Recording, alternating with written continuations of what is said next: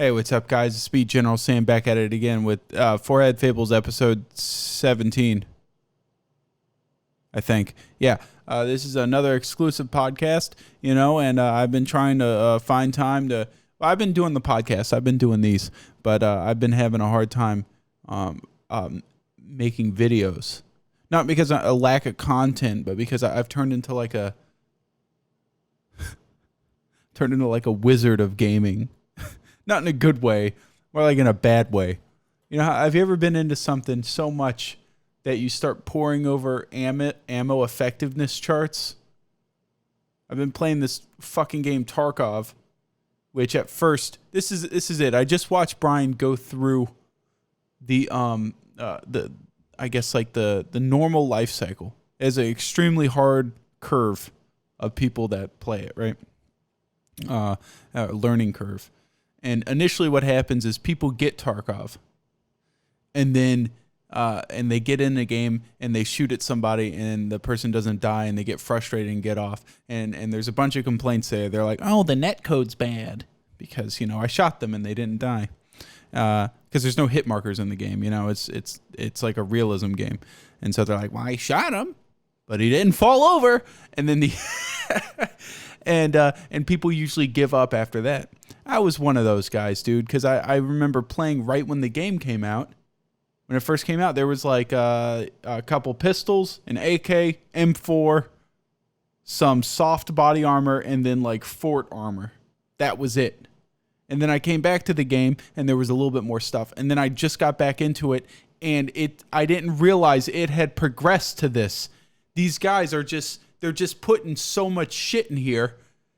And in order to keep up with what the fuck does what, I've been poring over a Google spreadsheet for the past day and a half, trying to... Mimi brain's small, right? Like, if you tell me to write a paper, I can write a paper. But numbers and shit, it just doesn't work with me. I just don't know. Mimi brain don't work with numbers too well, right? So I'm sitting here. I got this stupid AK in the game, right? And I'm like, oh, what ammo would work good in gun? You think you would just go in there and buy some ammo for it. Well, no, you have to think about a couple things. There's a couple things that you need to run through your mind first. Well, initially, you're going to be like, all right, well, how much damage do I want to do to like fleshy targets? Just normal people walking around. Well, that's important. A couple shots would be good. Drop a person like that. But then what if you come across someone with armor? Well, then you need something with a little bit of armor pin, right? But the problem is that it scales up based on price. So listen to this. They got 1, 2, 3, 4, 5, 6, 7, 8, 9, 10, 11, 12 different ammo types for 545 by 39. 12. Fucking 12. There should be like just a steel core, tracer, armor pin. But no, they have... I don't know what the fuck any of these are. And they each have different armor pin like capabilities.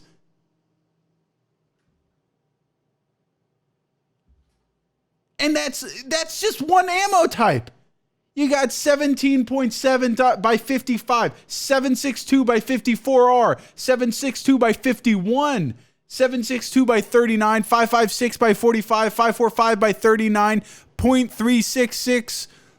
The list goes on. Then you go into your pistol rounds, which, dear God, there's one with like 12 variants of that fucking thing. 20 gauge shotgun shells, 12 gauge. Then, oh my God, I was sitting there pouring over shotgun shells. I was like, which one's what?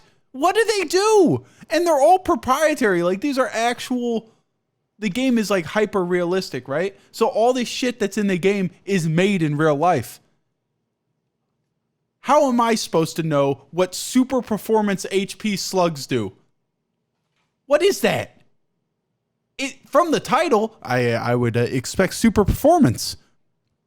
It's right there in the name. Well, it actually turns out they're dog shit. According to this chart, they don't fucking do anything. But they named it super performance. You know what the best? Round is? AP-20 slug. That doesn't sound too fancy to me. What about the Grizzly 40 slug? It's a slug. You might be saying, oh, AP-20 slug. It's got slug in the name. Must be great. But the Grizzly 440 slug, that's 40 of them. AP20 is only 20 of them. But Grizzly 40 is 40 of them, and it has Grizzly in it. Grizzlies are terrifyingly large bears. I would expect that to whoop ass. It doesn't at all. It sucks. It doesn't even go through Class 3 armor. And you're thinking, oh, well, I'm sure there's just armor and then not armor. Oh, no, Buster Brown skin. You got armor class 1, armor class 2, armor class 3, all the way up to armor class 6. And each round has a different probability of popping through. It's not like guaranteed, oh, it's just going to pop through. But there's a higher chance to pop through depending on the pin rating. This game is driving me fucking bananas. It is driving me up the wall. If you go through my Twitter, right, you can see this guy was like, hey, I think I killed you and Aqua and Bizzlesnaff and Steve. I think I killed you guys yesterday on Factory. This guy came in like Terminator. He just walked up and he had this like fucking beefy set of armor on, a full face helmet, and then I'm in here with I got this shotgun with a drum mag. Spent 40,000 fucking rubles on this thing, and I crammed it with what I thought was badass rounds because they were expensive. I was like, oh, these are expensive, therefore they must be good. So I crammed it in there. I see this guy, and I just start laying into him with an automatic shotgun, and I see things just ding, ding, ding. Dude, it was like when Dick Cheney shot his friend in the face with the shotgun. I was just laying into this dude's mouth, and it didn't do a damn thing. Bizzle sat there and was unloading on him, and the guy was calmly standing there reloading his magazine. No, it wasn't that. He was healing. That's what it was. He was calmly just wrapping his arm with a bandage. Bizzle was just unloading on him. Turns out the guy was wearing class 6 armor, and I was using fucking rip rounds. And according to this chart, rip rounds don't do a damn thing to armor. They can't even get through class 1 armor. This game is driving me. It is driving me up the wall. I can't. I don't know if the only reason a person would start pouring through a Google spreadsheet, a Google Docs thing for a game is if they love it. All right? Like the only reason I pay off Abby's credit card debt every month is because I love her. But it doesn't mean I fucking love doing it. All right? Tarkov, Abby, get your shit together. I'm fucking tired of this shit. I shouldn't have to do this much work just to play this game. I shouldn't have to. It's like an accounting job. This is all I've been doing. And you guys are probably thinking, oh, Sam, where's the videos? I'm sure he's up to something. I'm sure he's sitting there doing something. No, this is it. This is it. Every day, I'm just on here trying to figure out what's the best bang for my buck. And I know you guys are going to be like, okay, well, that game sounds intense. Maybe I should get it. Dude, I'm telling you, this game, Escape from Tarkov, is a fantastic experience. Before I even get into the downside, I'm going to tell you, nothing gets the blood pumping quite like this game. When you're playing Search and Destroy on Call of Duty and you're the last one left and your whole team is in a call with you and they're just waiting. Silent, waiting for you to fuck up. And you hear everybody moving. It's that. That level of adrenaline is Tarkov 24/7. Hunt Showdown, when you've grabbed the fucking bounty and you're about to leave the building, the lair, and you hear other hunters circling your building. It's that level of adrenaline, but 24/7. The game is nothing, but it just makes your asshole clench inside of itself. And it's great. It's fantastic. But, big stinky but, it's being developed by like the smallest team of all time, right? And so they were like, hey, we need, it's going to take us years to finish this thing. So we need a way of having steady income over the course of development cycle so we can finish this. Because they're doing it themselves. I respect that. I do respect that, and I respect the need for independent income and a consistent income.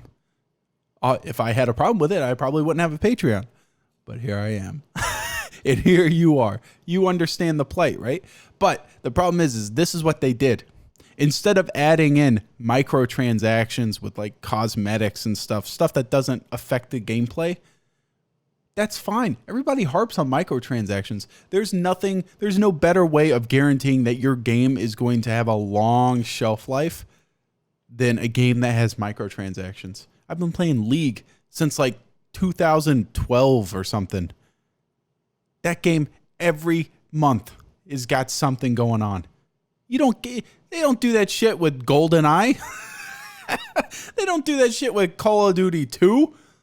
If there's no microtransactions, they're like, okay, well, we got our money. Step away. That's it, right? So if they would have implemented some sort of microtransactions into Tarkov, I would have been fine. Some sort of cosmetics, I would have been fine. But instead, they went a different route. The way, I'm not sure if you guys know how Tarkov works. You get weapons and stuff, right? And you have it in your stash. And then you take some of that stuff, put it on your guy, and you go out with it. And if you die, you'll lose that shit forever. But if you live and you kill other people and extract with some stuff, you get to keep it and put it in your stash. So you have like a bank, right? Well, if you buy like the $30 version of the game, your stash size is like a fucking P.O. box. But if you buy like the $60 version of the game, it's a little bit bigger. If you get like the Edge of Darkness edition, that's like $130. You get this giant, it's huge. You get this giant like shipping container stash. You can play and throw all sorts of crap in there. It doesn't matter. And it is directly pay to win.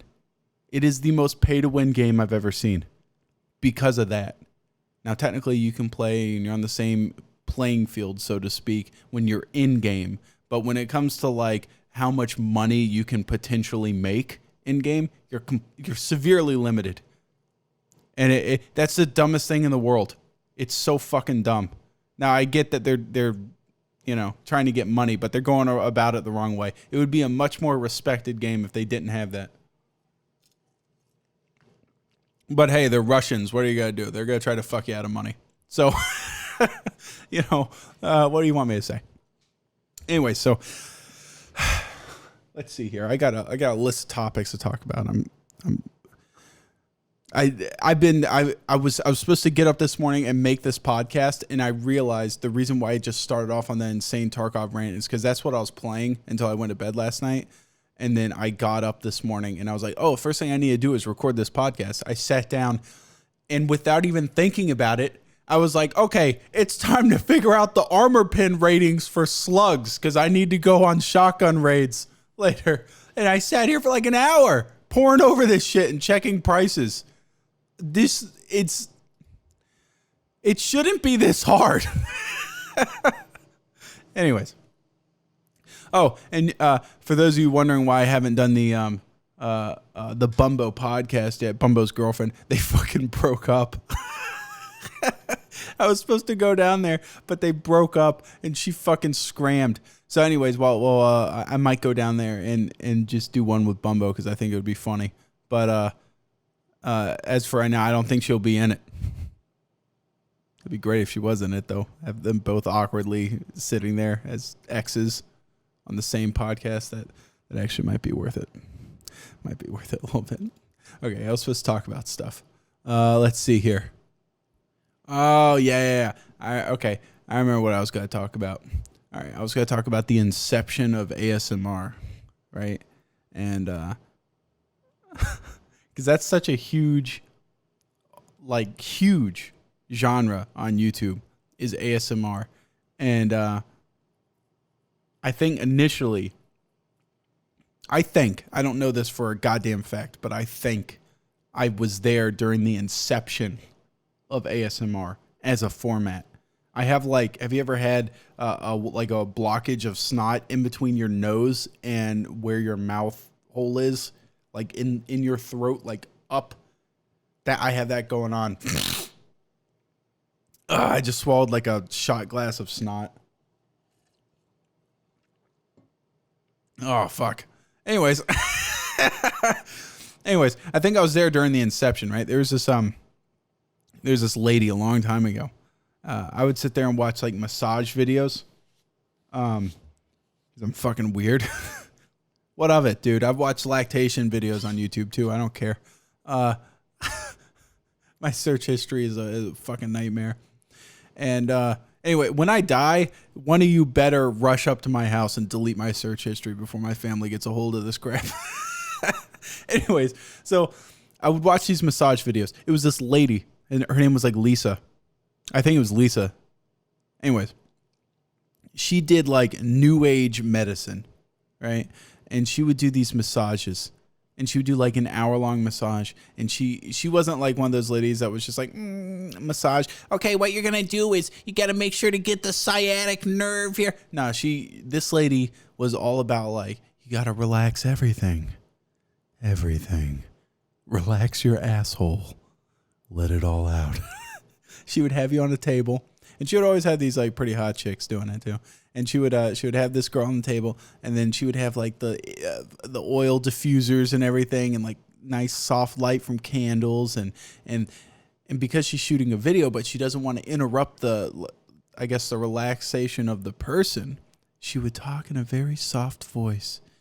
And fucking lady looked like Susan Sarandon, like an old hot granny, and she had like this very soft voice. I would plow Susan Sarandon in a fucking minute.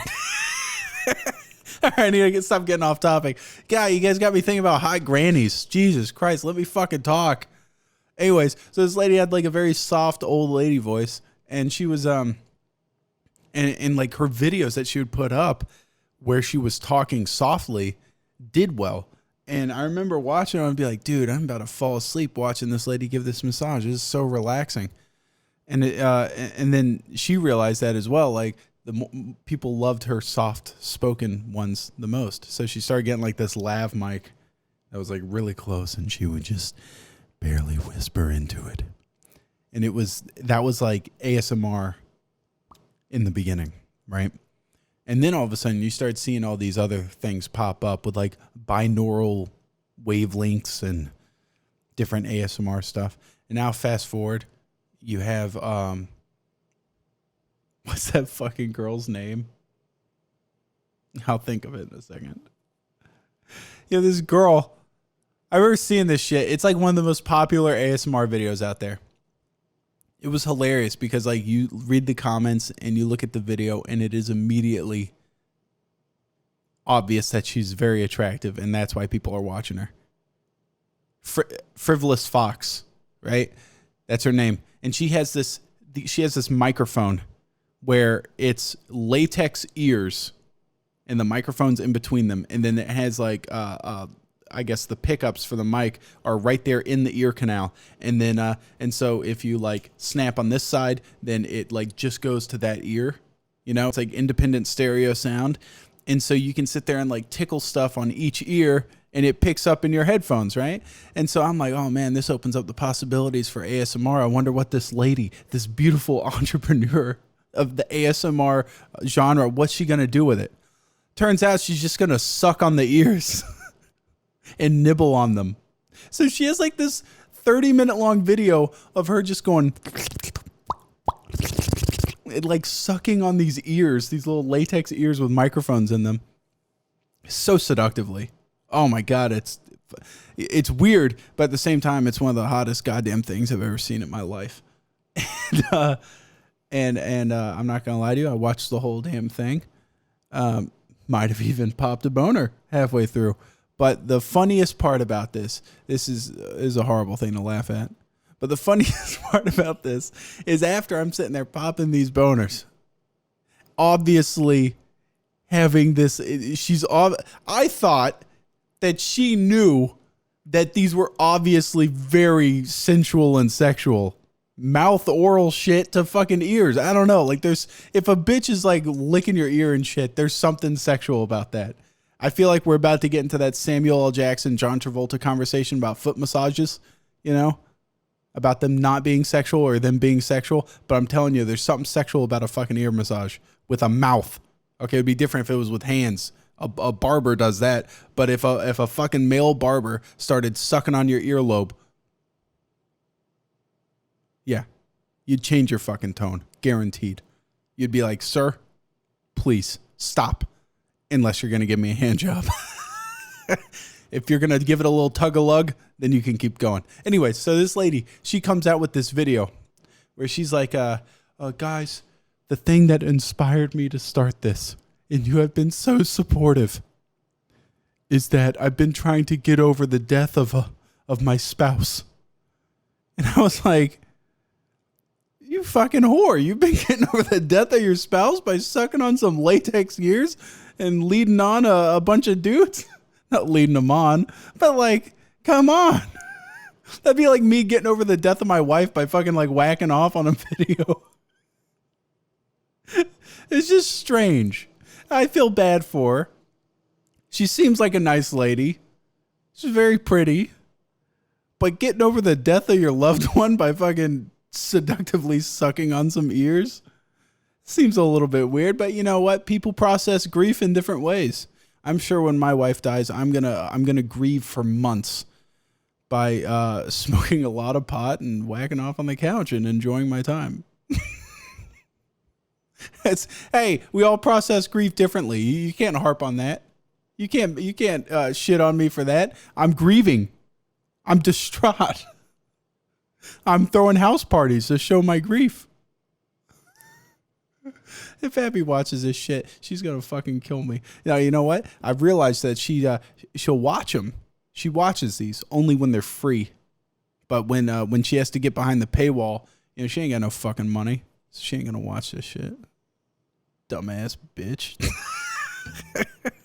I'm sorry, honey, if you're watching. She's great. By the way, those of you there's people that keep asking, like, Sam, is your marriage really on the rocks? Dude, I started dating her in 7th grade. She is like, we're as tight as can be. Like a couple 8-year-olds. You know? She ain't going nowhere. I'm not going anywhere. I've always quoted her the wife from Goodfellas, and who is it? Ray Liotta's character is having like marriage problems, right? And he's moved out of his house and he's living in his apartment with his girlfriend, but he's still married. And this is the Italian mafia, and this is in the 70s, right? And so the mafia boss comes up to him and he's like, "Look, your wife came and talked to me. She's distraught. You need to go back home. You need to go back home. What are you going to do? What are you going to get a divorce?" And Ray Liotta looks at him and goes, No, I can't get a divorce. She'll kill me, but she won't divorce me. That's the pact me and Abby have. Hey, look, we're not going to get a divorce. We have a lot of life insurance, so we can kill each other. I mean, if you want to do that route, we could do that, but we ain't getting a divorce, man. All right, out of darker territory, let's talk about recently I've been watching. I need to watch that. I need to get that Disney Plus thing because, you know, they don't have enough fucking money. They need mine.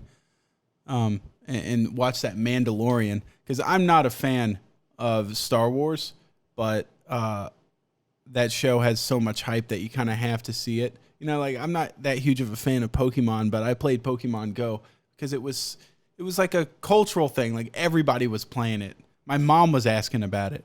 You know, when my mom starts asking about shit, that's when you gotta be in the know.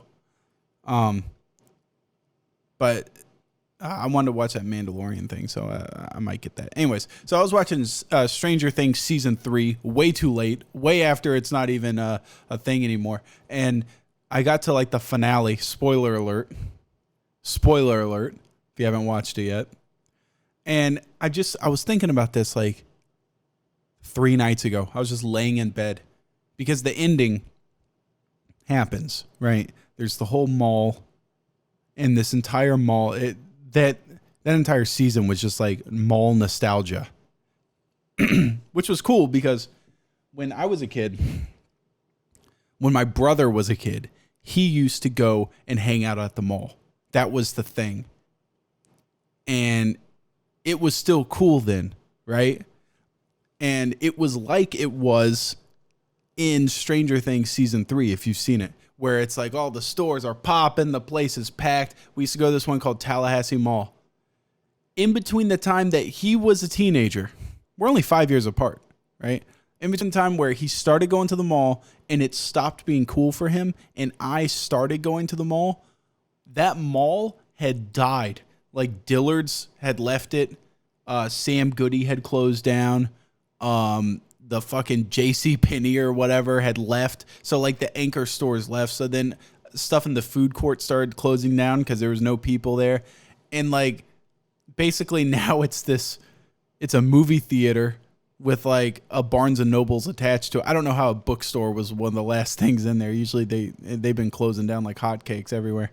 But the mall just in like less than 5 years just basically became a barren wasteland where old people went to go exercise.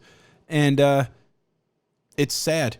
It's fucking sad because I thought it was kind of cool, but it got really lame really quick once everything closed down. And you could tell it wasn't a cool place to be. So anyways, Stranger Things season 3, it's the story of like the mall culture popping up. Mall pops up in the town. All the small town stores, mom and pop stores are closing down because the mall's taking all the money. And well, it turns out the mall's propped up by the Russians, right? And they're actually underneath the mall, wicking off the fucking, what's it called? The electricity infrastructure, right? That's like the whole thing is they need like the power of the U.S. power grid in order to do some stupid tomfoolery with a portal thing. Pretty far-fetched science fiction crap. But the point is that at the very end, their plan gets foiled. The U.S. Army is swooping in, right? And the U.S. Army comes in, and they've realized that the Russian headquarters underneath the mall has been vacated moments before. And then it cuts to in Russia. One of the guys is it's basically they've set up a new headquarters back in Russia and it's business as usual, right? And everybody's like, wow, that's cool stuff. That's intense. They're still working on it, you know? And then, and that's the end. That's the end of the season. Now, fast forward to 3 days ago. I'm laying in bed and I'm sitting there thinking, has nobody wondered what kind of Tom and Jerry bullshit happened? Like they left the mall and the fucking army pulls in. How are they leaving the country? That's what I'm trying to say. How are like 1,000 Russian scientists and army personnel who happen to come to the U.S. with army uniforms on? Don't you think it's a dead giveaway when there's a fucking Soviet-era soldier with an AK and one of their little stupid cadet hats with the red star on it? They're not going to let them go up to Delta and get a flight back to Siberia. They're going to say, get the fuck out of here. We're going to call the cops. How the fuck did they incognitus get like 1,500 soldiers and scientists back to Russia? You'd think the army would have just called the airport and said, if you happen to see a small coalition of scientists and Red Army soldiers come near the airport, don't let them leave. It seems like a no-brainer. How the fuck did they get out of there? That's what I want to know. It'd be different if they had left like weeks beforehand and the army showed up late, but they made it seem like the Russians like walked out a door and then the second the door closed, like the army came in right behind them and went, damn, the place is empty. I mean, I know we're talking about a show here with like this 11-year-old girl that has superpowers, but come on. You can't seriously expect me to believe that all those soldiers just popped out of there. Unless they're masters of disguise or something. Okay, hold on. We got a pretty funny headline here. I found this on the independent.co.uk, my most trusted source for news. My ears. Check out this headline. This headline is wacky. Are you ready? Police officer who downloaded porn on... Shut the fuck up! It keeps autoplaying this video. Police officer who downloaded porn on grieving family's TV account after boy's death is jailed. This is what happens. The kid dies, right? And the police, the parents call the police, and they're like, "Oh, he's dead." So the police come over there and check it out, and they're like, "Yeah, they nudge him with a stick. Like, yeah, he's dead." So then they call the coroner. The coroner's like, "Yeah, I got some other stops to make. I'll be there in 2 hours." And so they leave one police officer to watch over the body while the coroner arrives. And the police officer says, "Well, shit, I ain't got nothing to do." So he sits down next to the body in the living room, picks up the TV remote, and starts ordering pornography on the fucking TV. Dude, his name is hold on, Maharaj. Anyways, he bought $25.96 worth of pornography. That's actually 25 euros worth of, what's 25 euro to USD. He bought $28.59 worth of porn. That's a lot of porn. Jesus Christ. And watched it while this kid's dead body was next to him. And then he falsified his attendance logs. That must have been a nut that he had to take. If you're willing to not only whack off near a dead body, but then falsify your records afterwards, like after you get that post-nut clarity, he was like, call up the station. Yeah, I had to leave on another call, and I left at this time and this time, like oddly specific. I left at exactly 11:23 p.m. But anyway, so they got the bill for the extra $28, and the family's like, "What the fuck?" And so they called, and they were like, "Yeah, you ordered a bunch of porn." And the dad was like, he said, I quote, "It made me feel like I didn't know my own son," because he thought his son had ordered it.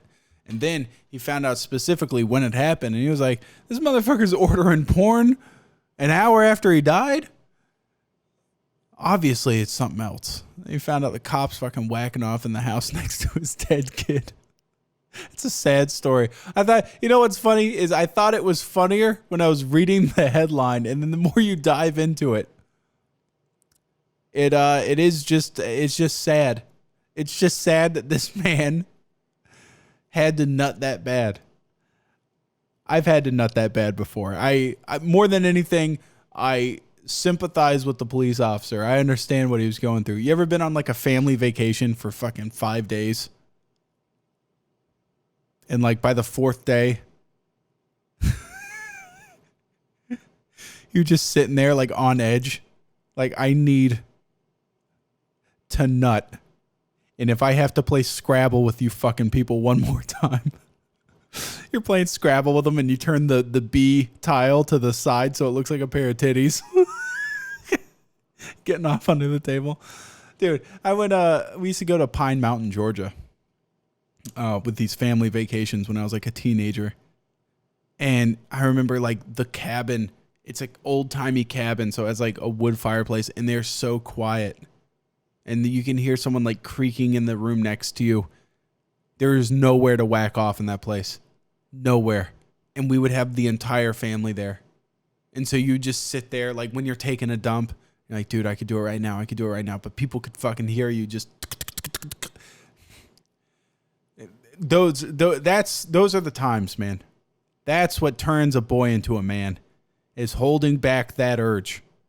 And this guy never had to deal with that. You can tell I'm looking right at this guy, Maharaj. A guy named Maharaj has never had to abstain from whacking off in a cabin with his family. And because he's never had to go through that trial, he's never had to go through that. He was unable to contain himself when he was sitting next to a dead kid. Where did he nut? That's what I want to know. Where did he nut? He didn't want to leave a mess. He probably did it in his hand and fucking did that thing above the trash can. Oh, yeah, I forgot to get into this when I was talking about like the inception of ASMR. I was going to talk about like one of the things that is really popular that kind of popped out of ASMR. Popped. You'll get it in a second. Is chiropractic videos. Chiropractic back popping videos. And you go to watch these things. And first of all, there's nothing more relieving than hearing someone getting their back popped. I thought until I went to the chiropractor. And first of all, where the fuck are all these hot chiropractors at? Like, you go to watch these videos, and there's this dude that's like bald. He's really put together, and he's got like a 6-pack. So if you're a chick, he's probably hot. And then there's this other lady that is like, she's busty as fuck. She's got these huge ass titties. She's like popping people's backs and stuff. And I go to my chiropractor expecting to get this treatment, and some dude that has a constant white thing of spittle at the corner of his mouth, and he's like got this boner for airplanes on the walls of every like room where you get your back adjusted. Because I've been to 2 separate rooms in this place. They like make you lay down in the room and wait for him because he's in there popping backs constantly. Every single room has like pictures of airplanes and a fucking propeller on the wall. This guy's got this huge boner for airplanes, and I'm sitting there like with back pain, having to look at all these pictures of him flying and shit. So anyways, I thought they were incredibly relaxing, and I always thought, man, that must feel great to get your back popped. It does, but I actually went in there with back pain. I only watch like the routine adjustments now. If a video's like severe back, like slip disc fixed after one visit, like those are not good visits. I went in there with like this, I used to have like this burning problem in the middle of my back. And it turned out that where your ribs meet your spine, there's actually like a little socket right there. They don't just fuse into your spine. There's like a little tiny joint where the bone just kind of rests in there. And mine were misaligned. They were popped out. And the doctor was like, all right, I'll pop them back in. And he started like slamming my back. I thought he was going to snap my spine. It was absolute agony. And then he popped them back in. And within 20 minutes, the burning was gone. But it was agony. And so watching those videos, I know it's like you're watching a Spanish Inquisition medieval torture. I'm like, dude, just put them on the rack. You're going to get a confession out of them either way. Like, why? And the fact is, you're paying for this. You're paying for this torture. That's the worst part. But if you watch like the standard adjustments, the routine ones, that's all gravy, baby. If you ain't got nothing wrong with your back, there's nothing better than getting your back popped. The closest you can get to sex without having sex, it like me and this old guy with spittle in his mouth, dude, we have a bond now. He did this thing where he puts you on your side and he lifts your knee up to your chest, just one knee. So you're doing like the Superman flying thing with like one knee up, and then he like grabs your shoulder and pulls it back and pushes forward on your pelvis, and like he like twists your back, and dude, it pops like your lower back down to your pelvis. Dude, it almost makes you come. I swear to God. It is the most, especially if you sit at a desk all day. It is so good. I taught Abby how to do it. I watched a video and I was like, you got to figure this shit out. Knee up. Oh my God, the lower back. And you never think about your lower back popping. Dude, those things, they need a little bit of poppage. It feels great. Anyway, so I watch these chiropractor videos, right? And they're usually pretty standard. Dude comes in with a back problem. They teach you how to fix it. But I found this one guy. Hold on. What's his name? Oh, his channel name. Check this guy out. His name is Chiropractic Medicine. That's it. Chiropractic Medicine. He's this bald dude. He wears suspenders like a douchebag. Fucking hate suspenders. People that wear suspenders can fuck off. Anyways, he looks like Agent 47. He just comes up behind people and snaps their neck. And but look at this guy and tell me you don't see something fucked up. You look at this guy, look at all his videos, go and look at another chiropractor video channel. Look at those. And then come back and look at his. You tell me something's off. If you go and look at a regular channel, you see 46-year-old construction worker has severe sciatic damage. slip disc and 38-year-old woman. Like it's always like some issue with a normal everyday person. You go to chiropractic medicine, this guy has like, he exclusively adjusts supermodels. Like these are hot bitches he is cracking backs on. I don't get it. There's like 100 of them. Does he pay them? There's no way he runs a chiropractic business and it's nothing but hot bitches coming in. Hot bitches that are a normal weight and they don't look like they have regular day jobs. They're probably models. The fuck are they doing to throw their back out? They don't have back problems. You can't tell me they have back problems. You get back problems when you do like manual labor and you're overweight and you or you sit at a desk all day. These bitches got big onion booties. They ain't sitting at a desk all day. He has to be fucking them. You know he has to be fucking them.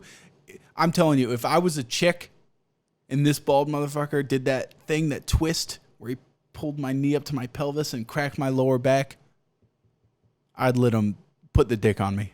That's all I'm saying. I'm not hard to please. And if I was a chick, he would be getting in. And look, there's not a single like repeating customer. They're all different. There's like 100 of them. I feel like he has a chiropractic business and then he hires models like once a week to come in and do just a full adjustment on them. I think that's what it is. I think I've cracked the code. This is probably not the time or the place to ask you guys this because this is one of those exclusive podcasts. It's not going to get nearly as many views. But I have a regular, like I have a hardwood. No, it's not hardwood. I'm sorry. It's ghetto shit. It's like a vinyl floor, right? And it's like vinyl plank flooring. I got a rug to go under my chair. The rug bunches up when I roll over it. Then I got these things that are meant for office lifestyle, like office furniture. They're called floor tiles, FLOR tiles. And I don't know where they are. Can you see them back there? Hold on. Floor tiles. These. They come in a big stack and you place them down and you like take them and they're meant for like office furniture. And then when one gets fucked up, you can pull it up and replace it with another. Those also got all jacked up from me rolling on them with my office chair. What the fuck kind of floor covering can I put to protect my floor from my office chair that won't bunch up and shit under my office chair? There has to be something made for office chairs. All these other people that do YouTube, that work from home, they're not just fucking up their floors and replacing them every 5 years. Like, what are you guys doing? It's a mystery, man. I've tried everything. I have tried everything. And I'm at my wit's end. I'm at my wit's end.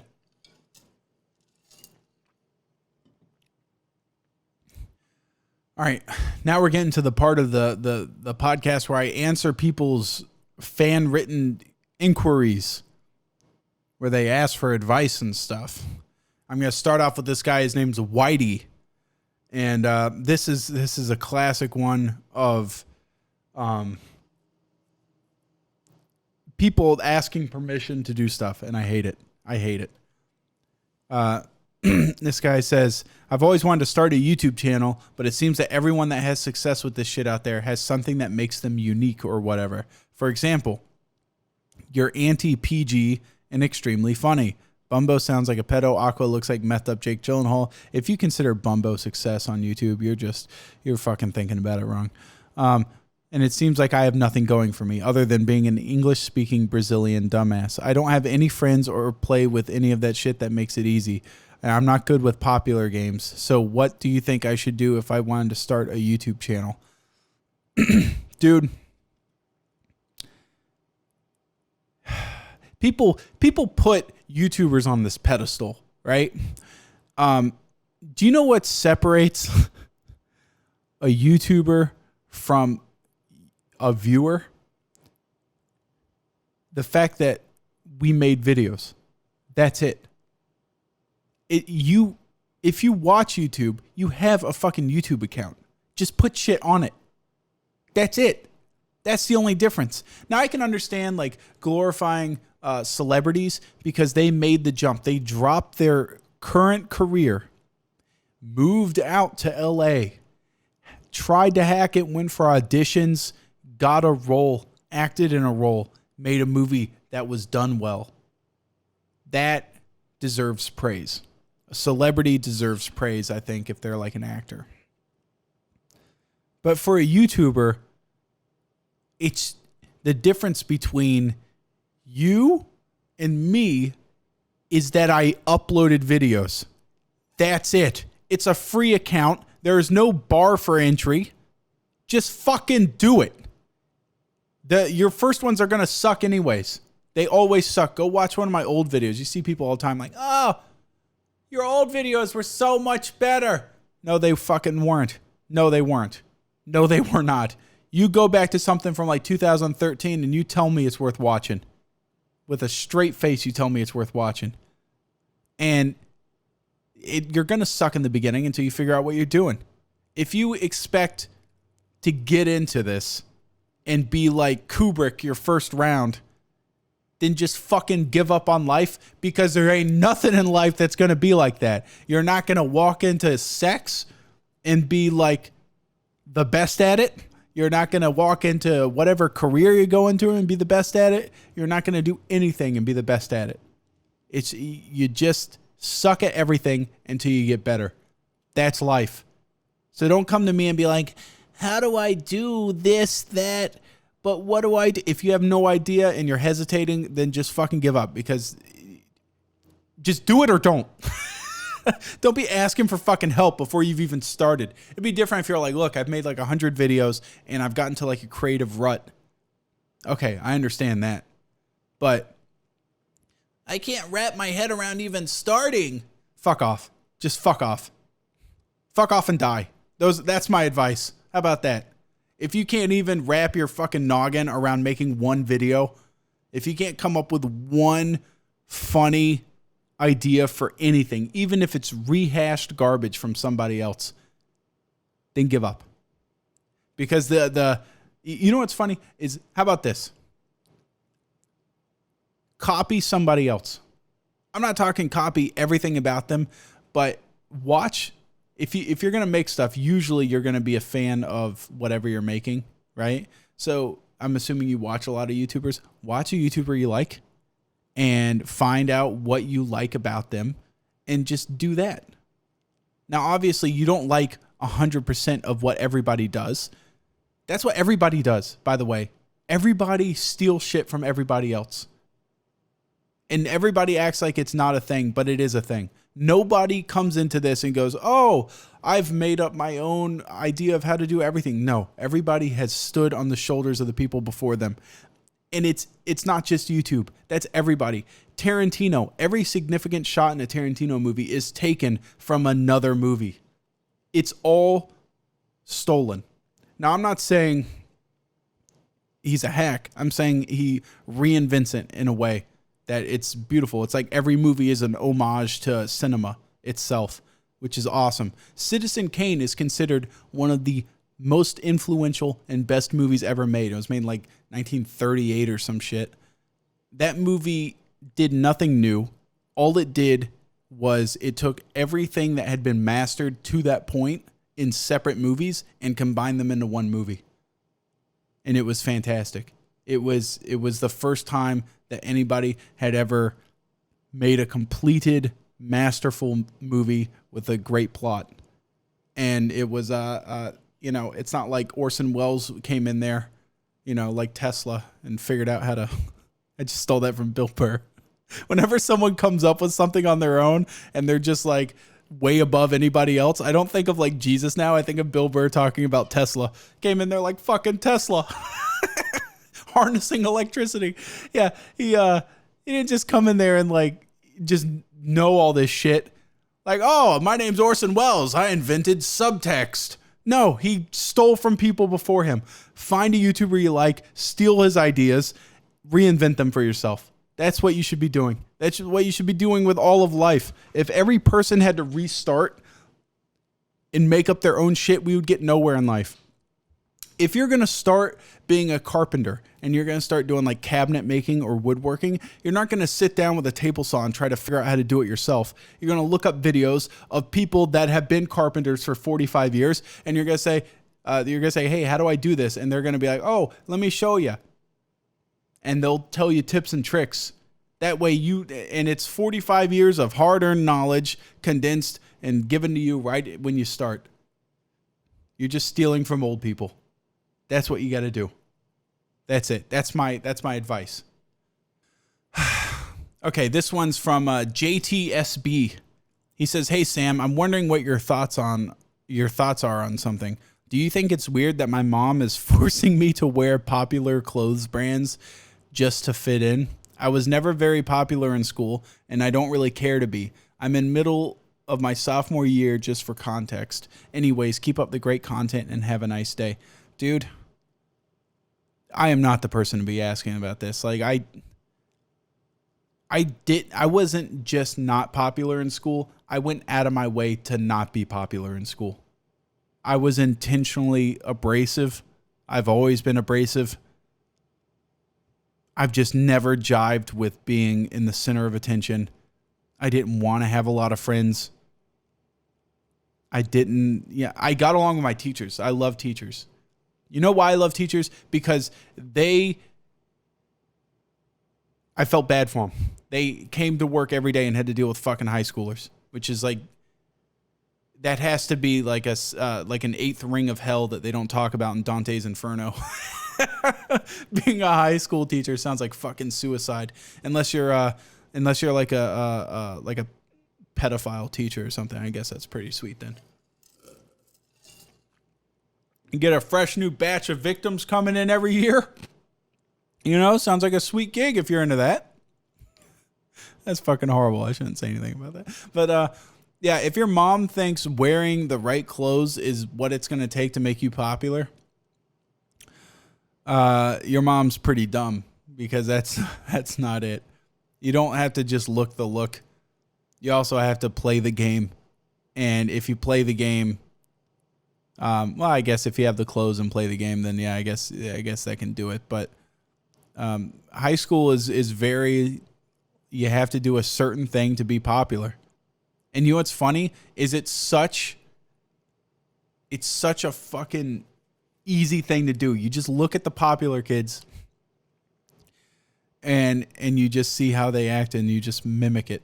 I went on a cruise one time, you know, like you make cruise friends, you know, and there was these fucking chumps that I was like, look, I need someone to hang out with. So I just acted like I was their type of people. You know what's funny about being the cruise friends though, is I had this funny cruise friend story. So I met these people, and I was their quote unquote cruise friends, and the fucking people were such douchebags. They were like classic white, late high school, early college white kids from a rich family. They were like, dude, whoa, bro, wait, hold on a second, bro. You only had 2 drinks and you're already tore up? We got a lightweight over here, guys. Dude, this dude's a lightweight. You know what I'm saying? Like those kind of people. Like, fuck off, you fucking dirtbag. So anyways, I was sitting there just next to these guys going, haha, yeah. Yep, that's me. Because I don't drink. And, but anyways, so this guy's younger brother is actually a sweetheart. He's a genuinely good guy. And as I'm talking to like his older brother and stuff, I was talking to the young kid, and he's actually a nice dude. And I think we got kind of a bond because he genuinely, I could tell he was a nice person. His older brother was kind of a douchebag, but you know what? Hey, cruise friends, you got to make them or else you go insane, because cruises are the worst idea ever made. I hate them. I hate fucking cruises. The entire idea behind a cruise drives me bananas. Anyways, so when you go to leave a cruise, everybody gets in a single file line, and you go and you start getting into this line where you zigzag on your way to customs, right? Before we get into the line, I look at them And I go, hey, man, it was nice hanging out with you. Nice to meet you. Shake his hand. And then the younger brother, I was like, dude, it was great to meet you. You seem like a swell guy. You know, I hope you have all the fortune in life and stuff. And I shook his hand, and then we left. And then I got in line, and we started going, and then they got all their shit together, and they got in line. And so every time we had to do a switchback in the line, we would come face to face again, and I'd be like, oh, hey, man. Hey, dude, it was great seeing you, man. Goodbye forever. And then we would keep going, and then we would come across each other again. I said bye to these people like 8 times, thinking I would never see them again. And by the end, I was just like, we would like, probably by the 4th time, we'd just look at each other and go, and just like look away. Like I would actively look the other way. Because I was like, I'm tired of saying fucking bye to you. I'm not doing it again. But yeah, cruises suck. All right, this one's from a girl, and her name's Ciao Bella, and she says, "So I'm a bit of a pothead, XD face, but I think my boyfriend is starting to smoke pot as well. How do I stop him?" What are you, his fucking mom? If you're doing it, just let him do it. That's like Abby.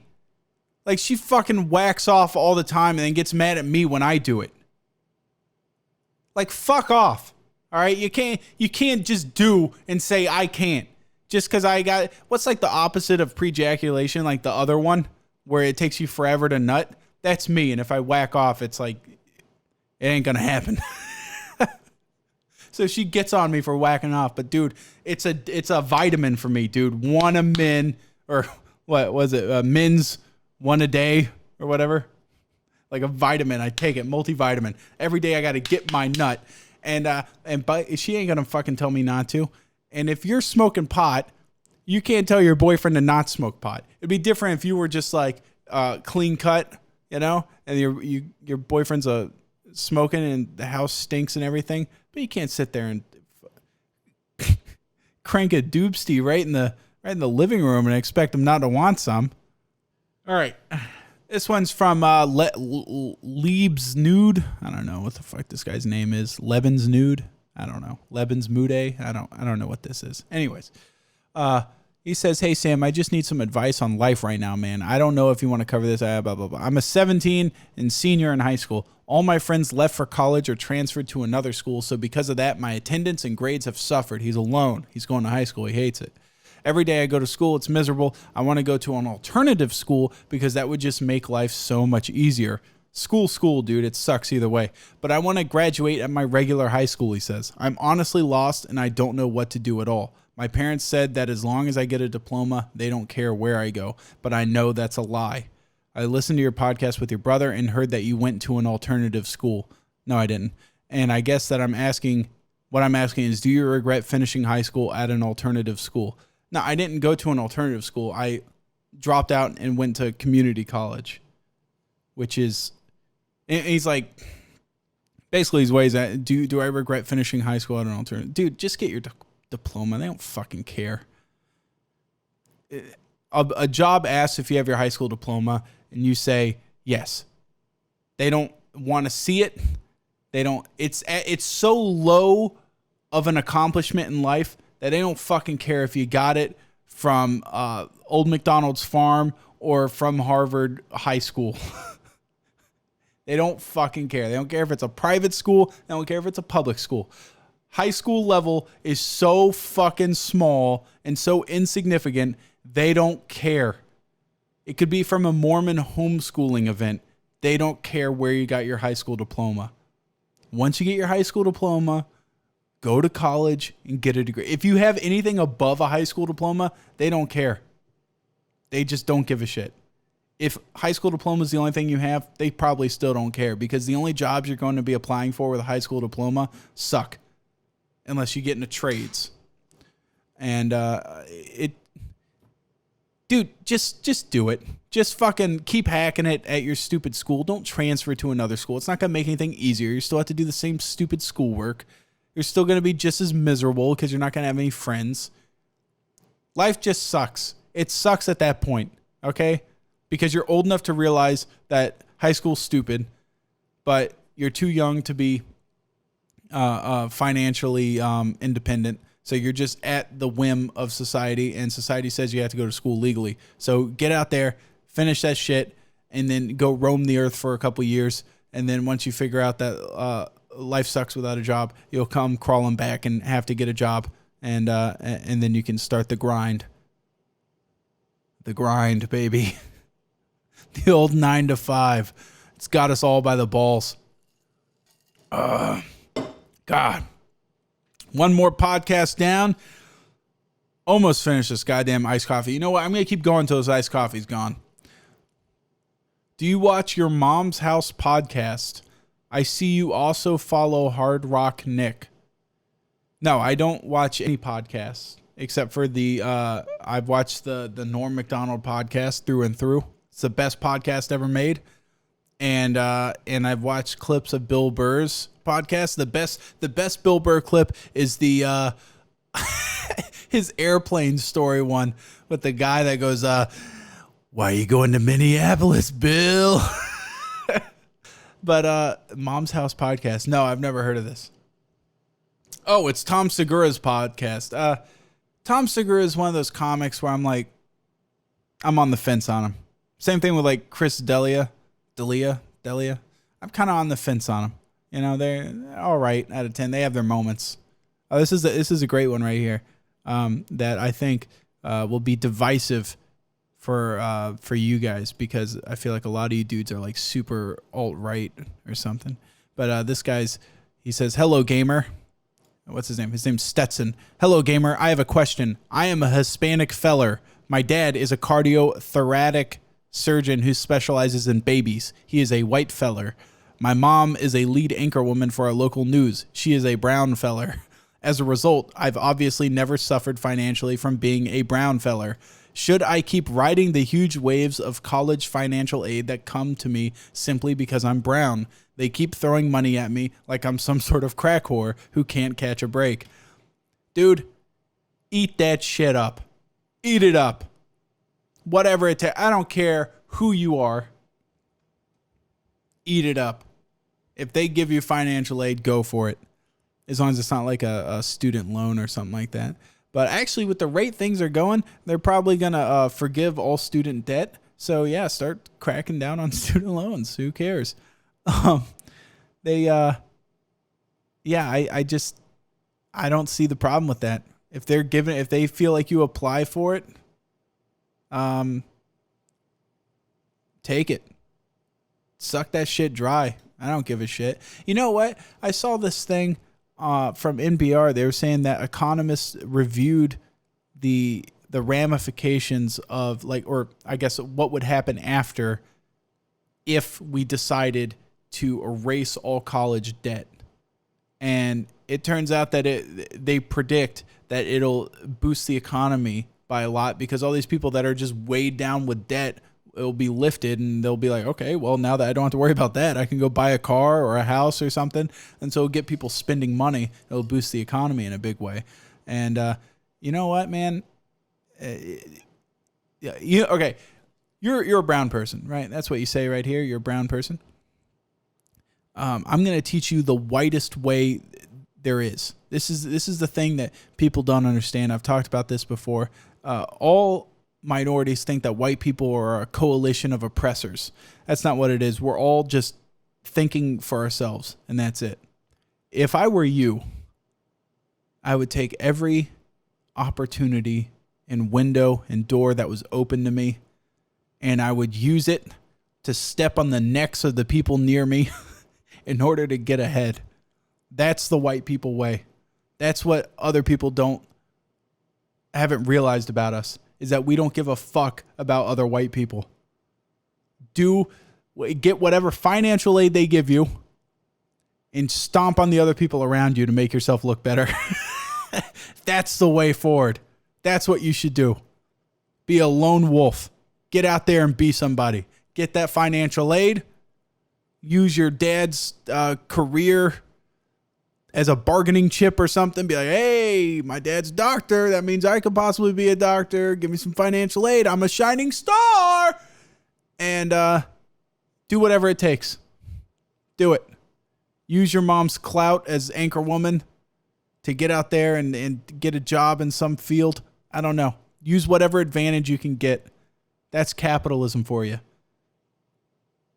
Use your advantages. Even if it's, or even disadvantages. You know what's great about this is that you have the right parents in the right jobs, but the government sees it as you have the wrong skin color. So you are obviously disadvantaged. But you know what? That's just a plus. That's another plus. You have the right parents in the right jobs, and you have the right skin color to fuck over the financial aid department. Get out there. It's a trifecta. It's great. Get out there and be somebody. Oh, this one's from one of our boys. One of our boys in the United States Marine Corps. He says, I'm in the Marines and I'm stationed in Japan. And one of my friends is coming to see me and she wants to share a hotel with me while she's here. She's kind of showing signs of trying to get with me, but she's also one of my friend's exes. What do you think? Well, let me ask you something. Is your friend a fucking Marine too? Because if he's a Marine, then I would watch out because you're both trained to kill. But if he's not a Marine, then I'd go for it.